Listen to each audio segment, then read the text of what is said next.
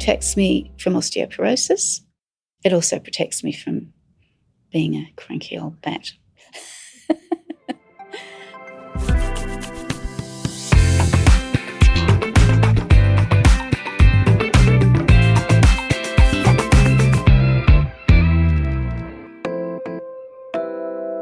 Hello and welcome back to It Can't Hurt to Ask, the podcast where we answer all your health and wellbeing questions. I'm Katie, and today's episode is all about menopausal hormone therapy, or MHT. In today's episode, we're going to debunk the myths and highlight how far this treatment has come in helping women to reclaim their lives.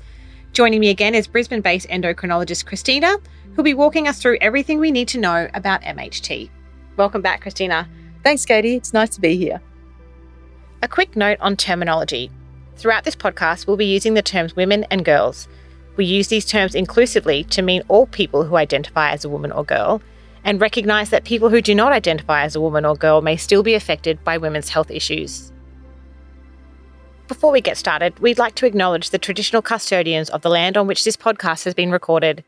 For us, it's Meanjin, the land of the Yagara and Turrbal peoples.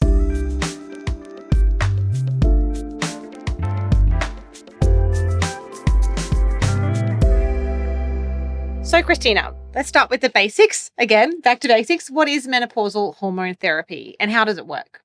Menopausal hormone therapy, or MHT, are treatments that contain female hormones to replace the hormones that our ovaries would normally be making if we were not menopausal.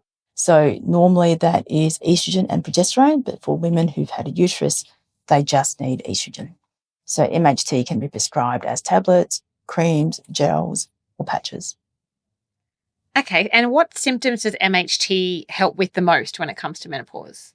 MHT is very effective for hot flushes and sweats, which is the main symptom that women will come and see doctors about, the hot flushes and sweats, which we call the vasomotor symptoms. It's also effective for vaginal symptoms and some urinary symptoms, and some women feel some benefit in reducing their mood swings and irritability, sleep disturbance, and some brain fog, if you like. Some women find there's some benefit and some memory issues. In the longer term, hormone therapy can help with preserving bone density. So I guess like with every medication, there are side effects. So what can women expect if they decide to proceed with MHT as a side effects?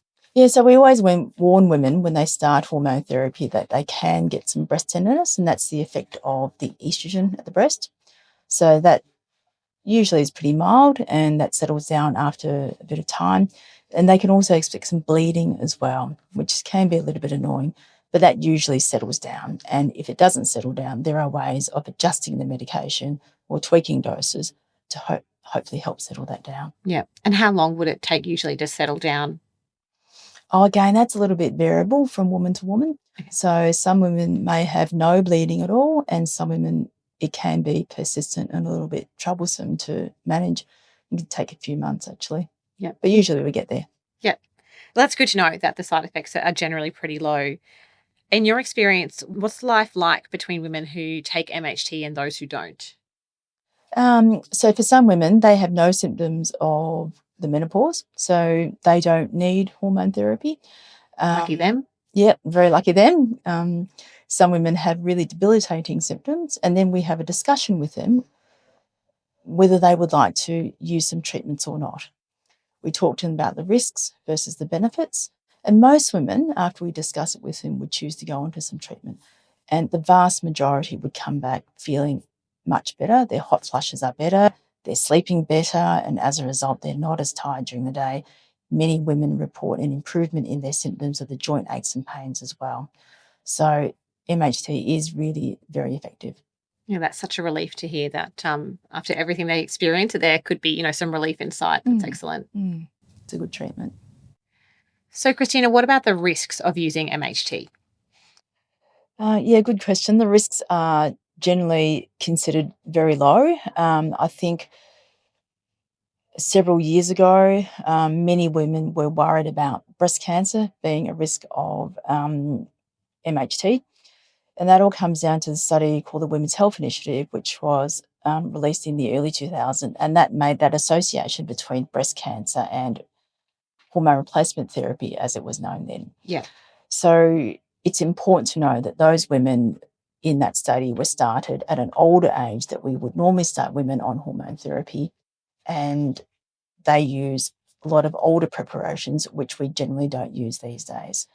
So as time has gone on, we've got a lot of information about the risks of breast cancer, and they're low. These days, we tend to use the more modern hormone therapies.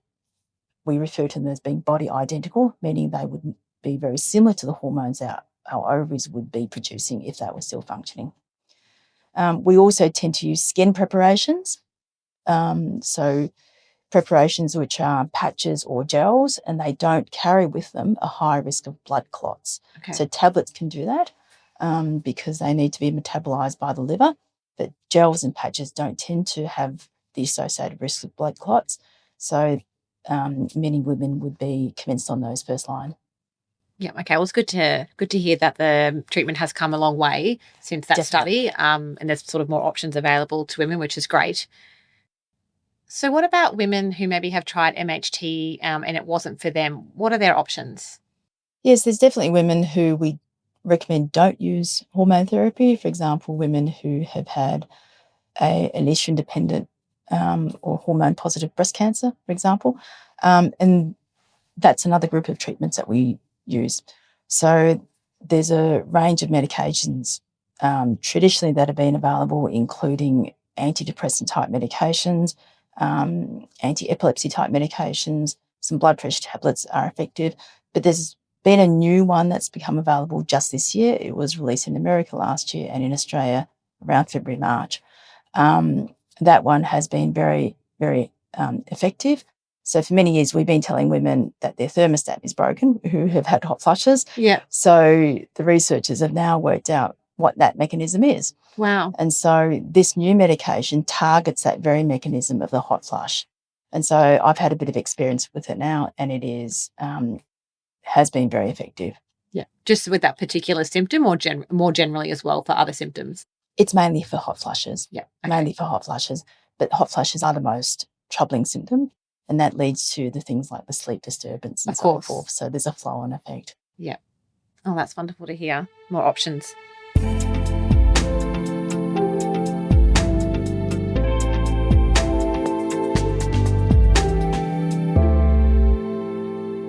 In a moment, we'll hear from Alice from Brisbane, who will speak about her experience with perimenopause and menopause symptoms and when she first started on MHT.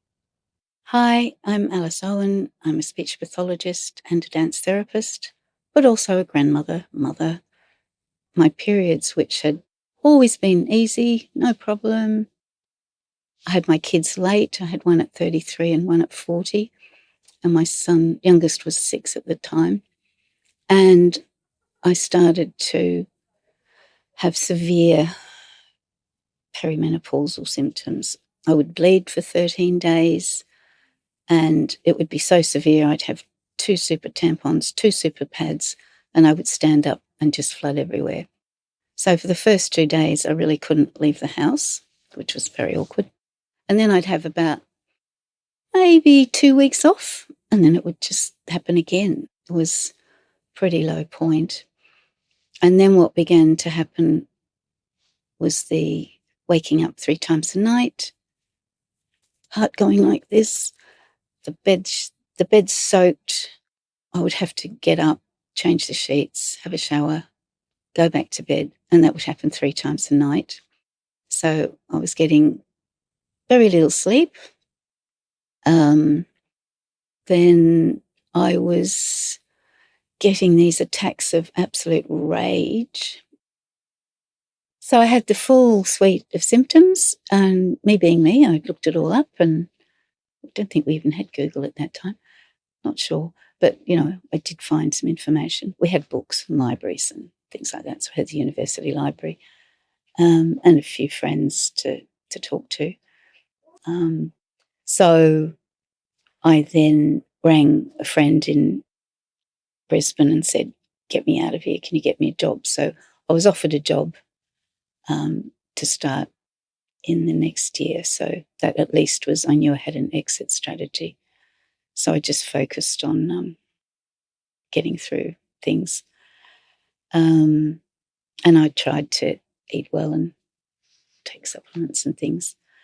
So by the time I got to Brisbane, I knew I'd had my last period, because about sort of 6 weeks before that the bleeding finally stopped. And the friend who'd got me the job in Brisbane, she was going through a very similar thing at a similar age. So she'd found this lovely GP who was also going through it. And that GP was absolutely up to the minute with her research.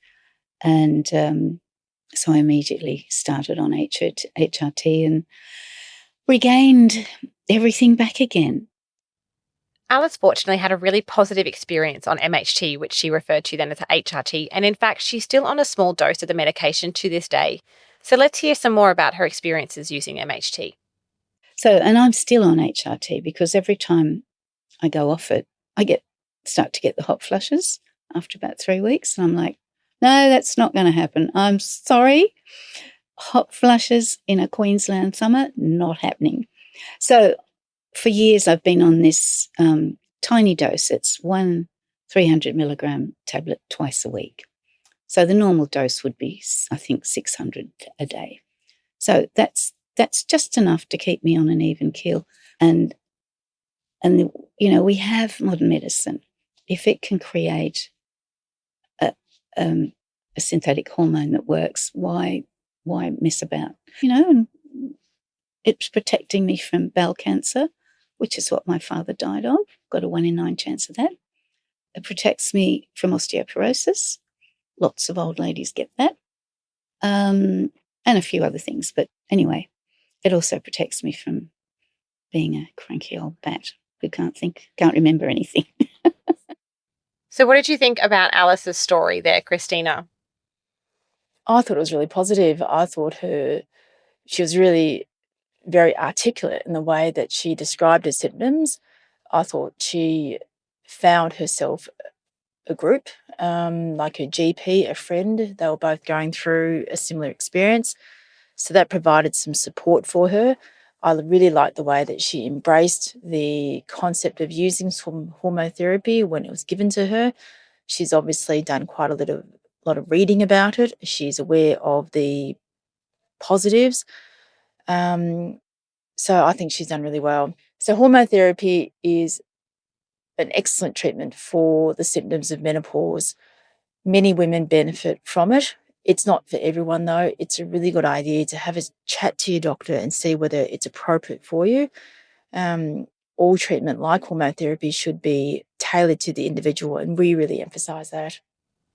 I think it'll be great just for our listeners to hear that there is something out there that can potentially help them. That's really important to hear. Definitely.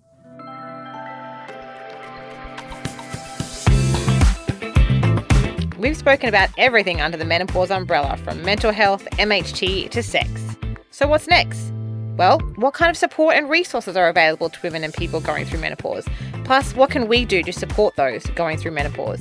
We'll be discussing all this and more in next week's episode, so don't forget to subscribe and leave a review. And thank you again to Christina for joining us, and to the team at Queensland Health for making this podcast possible. See you next time on It Can't Hurt to Ask.